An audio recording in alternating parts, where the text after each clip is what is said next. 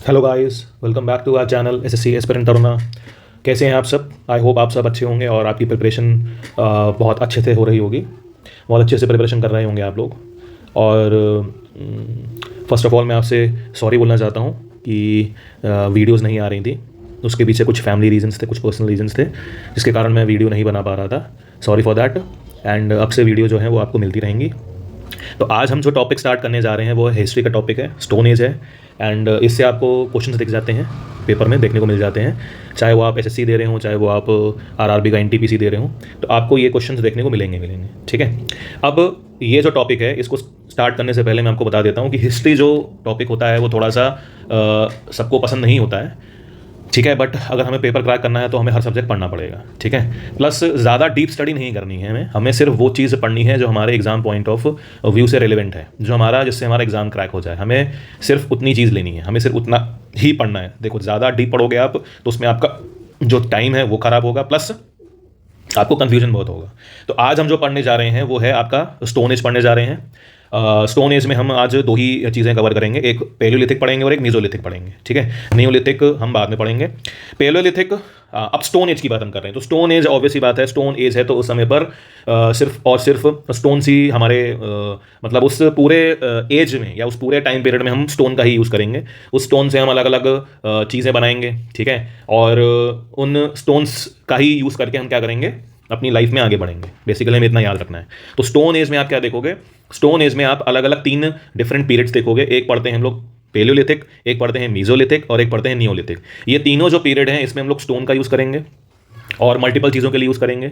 ठीक है। और जो कि आगे हम लोग जानेंगे आगे। ठीक है। अब इसमें हमें पढ़ना क्या क्या होता है, तो इसमें हमें पढ़ना होता है कि पेलियोलिथिक पीरियड जो था वो उसमें जो मतलब साइट्स हैं या कौन कौन सी साइट्स हैं, किस लोकेशन पर हैं, ये सब पूछ लेता है आपसे। मीजोलिथिक में क्या होगा, मीजोलिथिक में क्या होगा, पेलियोलिथिक के कंपैरिजन में जो स्टोन्स हैं जिनसे हम लोग अपने औजार बना रहे हैं उनका साइज छोटा हो जाएगा, जिनको हम लोग माइक्रोलिथ्स बोलेंगे। और नियोलिथिक में थोड़ा सा और एडवांसमेंट आ जाएगा। तो बेसिकली इन तीनों पीरियड में हमें बेसिकली पढ़ना क्या क्या है, तो इन तीनों पीरियड से हमें बेसिकली पढ़ना है कि कौन कौन से मतलब स्टोन इंस्ट्रूमेंट्स थे, उनका यूज़ कैसे करते थे और किस किस लोकेशन पर वो चीज़ें पाई गई हैं या जो एविडेंसेस हैं हमें देखने को मिलते हैं, वो सब पढ़ना है हमको। ठीक है। तो स्टार्ट करते हैं। तो पेलियोलिथिक जब पीरियड स्टार्ट होगा तो पेलियोलिथिक में आपसे पूछ लेगा कि भैया पेलियोलिथिक जो पीरियड है उसके उसका मतलब बताइए। तो पेलियो का मतलब जो होता है वो होता है ओल्ड, एंड लिथो, लिथो का जो मतलब होता है वो होता है स्टोन। तो पेलियोलिथिक को हम लोग बोलते हैं ओल्ड स्टोन एज बोलते हैं, मीजोलिथिक को हम लोग मिडिल स्टोन एज बोलते हैं, एंड नियोलिथिक को न्यू स्टोन एज बोलते हैं। ठीक है। तो हाँ, अब जब हम आगे बढ़ेंगे तो हम देखेंगे जो पेलियोलिथिक है उसकी 3 कैटेगरीज बना दी जाएंगी। एक हो जाएगा आपका लोअर, एक हो जाएगा आपका मिडिल और एक हो जाएगा आपका अपर। ये 3 चीज़ें हम लोग पढ़ेंगे इसमें। ठीक है। जब हम लोग मीजोलिथिक में जाएंगे तो हमारा क्या होगा, कुछ ना कुछ चेंजेस आएंगे एनवायरनमेंट में। तो जब एनवायरनमेंट में चेंजेस आएंगे, ठीक है, और उसके बाद क्या होगा, बहुत सारे चेंजेस हमें देखने को मिलेंगे। हमारे जो स्टोन टूल्स हैं जिनका हम लोग इस्तेमाल कर रहे थे उनका साइज छोटा हो जाएगा, जिसको नाम दिया जाएगा माइक्रोलिथ। तो ये सब चीज़ें हमें यहाँ पर देखनी है। तो जो पेलियोलिथिक पीरियड होता है ना, इसका हमें जो डेवलपमेंट है वो हमें कब देखने को मिलता है, तो उसका डेवलपमेंट हमें देखने को मिलता है आइस एज के दौरान। ठीक है। ठीक है। और पेलियोलिथिक पीरियड में वो समय जो है वो आइस एज का है। हमें मालूम है आइस एज है तो ऑब्वियस सी बात है आइस होगी हर जगह पर। जो हमारे पहाड़ हैं या जो हायर एल्टीट्यूड्स वाली जगह है वहाँ पर हमें आइस देखने को मिलेगी। लेकिन जब आप एक तरीके से हम लोग जो प्लेन एरिया वाली बात करेंगे वहाँ पर हमें उतनी आइस देखने को नहीं मिलेगी। आइस एज है बट जो आपका प्लेन एरियाज वाली जगह है वहाँ पर आपको आइस उतनी नहीं देखने को मिलेगी। वहाँ पर आपको रिवर्स देखने को मिलेंगी, पानी देखने को मिलेगा, जो नॉर्मल चीज़ें होती हैं वो सब देखने को मिलेगा। ठीक। अब जो पेलियोलिथिक पीरियड है उस समय के जो लोग हैं वो आपके हंटर एंड फूड गैदरर्स हैं, क्योंकि आपको जीवित रहना है तो आप क्या करेंगे, आप खाना खाएंगे। ठीक है। उस समय कोई उनके पास ऐसी कोई टेक्निक नहीं है जिससे वो एग्रीकल्चर प्रैक्टिस कर सकें, कल्टिवेशन कर सकें या घर बना सकें। ऐसी कोई सुविधा उनके पास नहीं है। उनके पास आसपास सिर्फ क्या है, स्टोन है। उन स्टोन से वो क्या बनाएंगे, टूल्स बनाएंगे, और उन स्टोन टूल्स का वो इस्तेमाल करेंगे किसमें, हंटिंग करने में या गैदरिंग करने में। तो ये जो टाइम पीरियड है हमें इसमें इतना ही पढ़ना है कि जो पेलियोलिथिक पीरियड है उसमें जो भी आपके लोग हैं वो क्या हैं, हंटर गैदरर्स हैं। ठीक है। अभी उनके पास उतनी कोई ऐसी टेक्निक नहीं है जिससे वो कल्टिवेशन कर पाएं, या उनके पास ऐसी कोई नॉलेज नहीं है जिससे वो अपना घर बना सकें। अब ये जो है आपको पीरियड ये 3 फेज में देखने को मिलेगा। एक मिल जाएगा आपको लोअर, एक मिल जाएगा आपको मिडिल और एक मिल जाएगा आपको अपर। ठीक है। अब ये जो तीनों डिवीजन करे गए हैं ये आपको याद रखने हैं, ये किस बेसिस पर करे गए हैं, तो ये बेसिस पर करे गए हैं कि उस समय जो उनके मतलब ये जो कैटेगरी हमने डिफाइन करी है वो कैसे करी है, on the basis of nature of stone tools, और आसपास की जो क्लाइमेटिक कंडीशंस हैं वो चेंज होती रहेंगी, उसके हिसाब से हमने यहाँ पर सारी चेंजेस देखे हैं। ठीक है, तो उसकी कैटेगरी के हिसाब से या उसके बेसिस पर हमने इन 3 कैटेगरी को डिफाइन कर दिया है। ठीक है, अलग अलग तरीके के स्टोन टूल्स हमें देखने को मिलेंगे। अब धीरे धीरे क्या होगा, जब आप लोअर से मिडिल में जाओगे, मिडिल से आप अपर में जाओगे, तो वहां पर आप एक तरीके से क्लाइमेटिक चेंजेस भी देखोगे। तो इन सब बेसिस पर, मतलब on the basis of changes of climate and on the basis of changes of stone tools, हमने क्या कर दिया है, इन 3 चीज़ों को क्लासीफाई कर दिया है। ठीक है, जब हम लोअर पैलेलिथिक पीरियड में जाएंगे तो वहां पर हम लोग क्या यूज करेंगे, हैंड एक्सेस का इस्तेमाल करेंगे। ठीक है, क्लेवर्स का इस्तेमाल करेंगे, चॉपर्स का इस्तेमाल करेंगे। ठीक है, किस लिए इस्तेमाल करेंगे, तो जो आपका हैंड एक्सेस होंगे उसका इस्तेमाल करेंगे कटिंग करने में, डिगिंग करने में। ठीक है, जो आपके क्लेवर्स हैं उसका इस्तेमाल करेंगे हम लोग कोई भी चीज़ क्लियर डाउन करने के लिए, या कोई भी चीज़ को स्प्लिट करने के लिए, तोड़ने के लिए। चॉपिंग का इस्तेमाल करेंगे चॉपिंग करने के लिए, चॉपर्स का जो इस्तेमाल करेंगे। और फिर इसके जो एविडेंसेज हैं ये हमें कहां पर देखने को मिलते हैं, तो लोअर पैलेलिथिक जो टूल्स हैं या इनके जो एविडेंसेज हैं ये हमें देखने को मिलते हैं बेलन वैली के पास, और बेलन वैली हमारा पड़ता है मिर्जापुर डिस्ट्रिक्ट ऑफ उत्तर प्रदेश में। जब हम आगे बढ़ेंगे तो मिडिल पैलेलिथिक पीरियड में हमें फ्लेक स्टोन्स देखने को मिलेंगे। फ्लेक क्या होता है, तो फ्लेक एक चीज़ हम लोग पढ़ते हैं प्रेशर फ्लेकिंग। उसमें कुछ नहीं करना होता है, एक स्टोन होता है जो जिससे हम लोग, मतलब एक तरीके से नोकीले औजार समझ लीजिए आप। तो जो फ्लेकर्स होंगे, जो फ्लेक्स हैं वो कैसे बनाएंगे, तो जो हमारे स्टोन्स हैं जिससे हमें फ्लेक्स बनाने हैं, जिससे हमें फ्लेक्स निकालने हैं, उसको हम लोग नीचे बेस पर रखेंगे। उसके बाद दूसरे स्टोन को एज अ हैमर इस्तेमाल करेंगे। उसको हम लोग कोई भी, वो बोन भी हो सकती है किसी एनिमल की, उससे भी तोड़ सकते हैं, स्टोन भी हो सकता है, उसको एज अ हैमर इस्तेमाल करेंगे, और उससे जो फ्लेक्स निकलेंगे उसको फर्दर एज अ टूल इस्तेमाल कर देंगे। ठीक है, मतलब एक तरीके से नौकीले औजार बनाएंगे हम लोग इस पीरियड में। ठीक है, अब यहां पर आपको जो औजार देखने को मिलेंगे वो कौन कौन से देखने को मिलेंगे, ब्लेड लाइक टूल्स देखने को मिलेंगे, स्क्रैपर्स देखने को मिलेंगे, बोरोवर्स देखने को मिलेंगे। बोरस मतलब होते हैं जो आपका बोरिंग करने में, एक तरीके से डिगिंग करने में, खोदने में या काटने में या स्लाइसिंग करने में, ये सब चीज़ें आपको काम आएंगी। ठीक है, अब मिडिल पैलेलिथिक जो साइट्स हैं वो आपको कहाँ कहाँ देखने को मिलती हैं, तो वो आपको देखने को मिलेंगी सोहान वैली में या सोहान वैली में। ठीक है, यहां पर आपको देखने को मिलेगा। फिर जो इस टाइम के आर्टिफैक्ट्स हैं, आर्टिफैक्ट्स मतलब जो हम लोग आर्ट वाली चीज़ें बना रहे हैं। ठीक है, या जो हम लोग नए नए टूल्स बना रहे हैं, ठीक है, यूजिंग स्टोन्स, वो हमें कहां पर देखने को मिलते हैं, तो वो हमें देखने को मिलते हैं नर्मदा के पास देखने को मिलते हैं, और तुंगभद्रा रिवर के पास देखने को मिलते हैं। ठीक है, जब हम लोग अपर पैलेलिथिक वाली जगह पर पहुंचेंगे या उस एज में पहुंचेंगे तो हमें वहां पर देखने को मिलेगा कि ये लास्ट फेज है किसका, आइस एज का। उसके बाद क्या होगा, एनवायरनमेंट में चेंजेस आएंगे और हम लोग फिर दूसरी चीज़ों पर शिफ्ट हो जाएंगे, वो हम लोग आगे देखेंगे मेसोलिथिक वाले पीरियड में।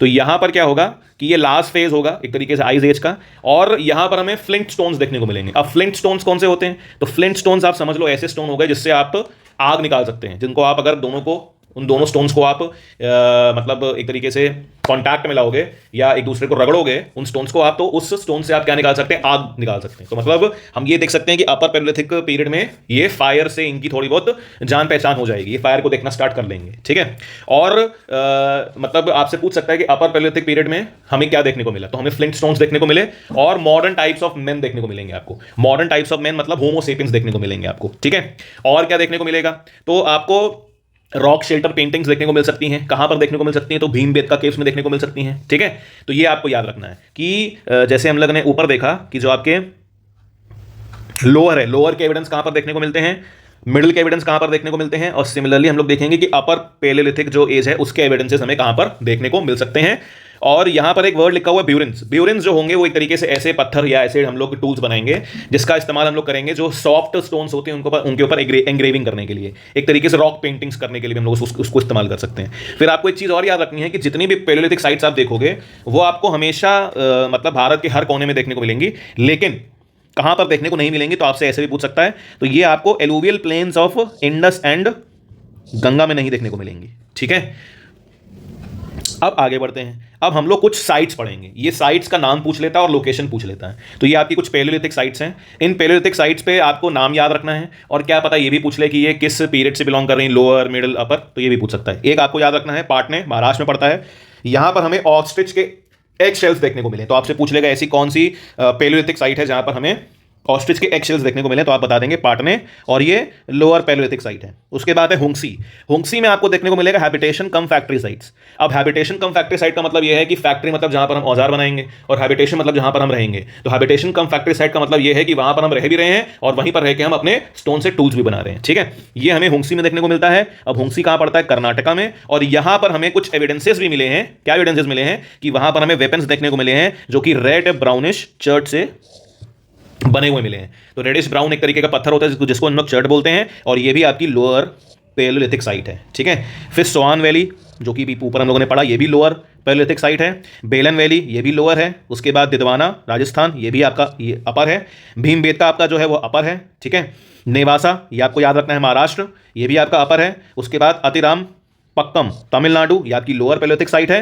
एंड लास्ट में इनाम गांव आपका महाराष्ट्र अपर पैलियोलिथिक साइट्स है। तो ये आपको साइट्स के नाम पता होने चाहिए और इनकी लोकेशन पता होना चाहिए, और आपसे ये पूछ लेगा ये कौन सी साइट है, मैच द फॉलोइंग में पूछ लेगा आपसे। आपको एक तरफ साइट का नाम दे देगा, दूसरी तरफ उसकी लोकेशन बता देगा। ठीक है, अब आता है मीजोलिथिक पीरियड बताते हैं। तो जो मीजोलिथिक पीरियड है इसको एक तरीके से हम लोग क्या बोला था हम लोगों ने कि इसमें जो स्टोन टूल्स हैं उसका साइज हमने क्या कर दिया था, उसका साइज हम लोगों ने छोटा कर दिया था। इसीलिए यहां पर जो औजार थे उनको हम लोग माइक्रोलिथ्स बोलते थे। ठीक है, और इसको लेट स्टोन एज भी बोला जाता है। ठीक है, अब जब हम लोग अपर पैलियोलिथिक एज में हम लोगों ने क्या देखा था कि वहां पर आइस एज क्या हो रही है, खत्म हो रही है, तो वहां पर हमें कुछ क्लाइमेटिक चेंजेस देखने को मिलेंगे। अब जो हमारा क्लाइमेट है ना वो कैसा हो जाएगा, क्लाइमेट हमारा वार्म और ड्राई हो जाएगा। ठीक है, जैसे हमारा अपर पैलियोलिथिक पीरियड भी थोड़ा बहुत लेसी ह्यूमिड था, ज्यादा उसमें ठंड बढ़ नहीं थी। इसी तरीके से जैसे हम अपर पैलियोलिथिक से मीजोलिथिक में जाएंगे तो वहां पर भी हमें ज्यादा वार्म क्लाइमेट और ड्राई क्लाइमेट देखने को मिलेगा। यहां पर क्लाइमेटिक चेंजेस जब आएंगे तो हमारे आसपास जो फ्लोराज एंड फौनाज हैं उसमें भी क्या आ जाएंगे, चेंजेस आने स्टार्ट हो जाएंगे, और लोग जगह जगह क्या करना स्टार्ट कर देंगे, मूव करना स्टार्ट कर देंगे। ठीक है, मूव करना स्टार्ट कर देंगे इन द सर्च ऑफ आपके चीजों के, क्योंकि फ्लोराज एंड फौनाज जो है वो क्या हो रहा है, क्लाइमेटिक कंडीशंस चेंज हो रही हैं। तो क्या पता जहां पर पहले रह रहे हो वहां पर उनको प्रॉपर तरीके के फ्लोरास एंड फौनास ना देखने को मिल रहे हो, तो लोग अब क्या करना स्टार्ट कर देंगे, मूव करना स्टार्ट कर देंगे। ठीक है, और इसको एक तरीके से ट्रांजिशनल पीरियड माना जाता है between Palaeolithic period and Neolithic period. ठीक है, और इसमें जो टूल्स हमें देखने को मिलेंगे वो काफी छोटे देखने को मिलेंगे, इसीलिए इसको मैंने क्या बोल दिया, माइक्रोलिथ्स बोल दिया। ठीक, अब जो आपके लेट स्टोन एज है या जो मेसोलिथिक पीरियड है, इसके हमें जो साइट्स हैं वो कहां पर, या एविडेंसेस कहां पर हमें देखने को मिलते हैं, तो वो हमें देखने को मिलते हैं छोटा नागपुर साइड में, सेंट्रल इंडिया में, और आपके जो रिवर कृष्णा है उसके साउथ में हमें देखने को मिलते हैं इन सबके एविडेंसेस। ठीक है, उसके बाद एक चीज और याद रखनी है आपको, वो बोला in the northern spurs of Vindhyachal in the Belan valley all three phases of paleolithic, mesolithic and neolithic is found. तो आपसे पूछ सकता है ऐसी कौन सी लोकेशन है जहां पर आपको पैलियोलिथिक की तीनों फेजेस की साइट्स मिल सकती हैं, या फिर आपका मेसोलिथिक की साइट देखने को मिल सकती है, या एविडेंस देखने को मिल सकता है, या फिर नियोलिथिक का एविडेंस आपको देखने को मिल सकता है। ठीक है, तो ये सब चीजें आपसे पेपर में पूछ सकता है। फिर आता है मेसोलिथिक साइट्स, आपको याद रखनी है कौन कौन सी हैं। तो मेसोलिथिक जो साइट आपको याद रखनी है वो भीमबेटका आपका मेसोलिथिक भी है और आपका पैलियोलिथिक साइट भी, ये आपको याद रखना है। ठीक है, इसको 2003 में यूनेस्को वर्ल्ड हेरिटेज साइट की लिस्ट में ऐड कर दिया गया था, ये हमको याद रखना है। ये भोपाल मध्य प्रदेश में है। ठीक है, मतलब ये one of the heritage site है। उसके बाद आपको बेगौर याद रखना है, बेगौर आपको मिलेगा राजस्थान में।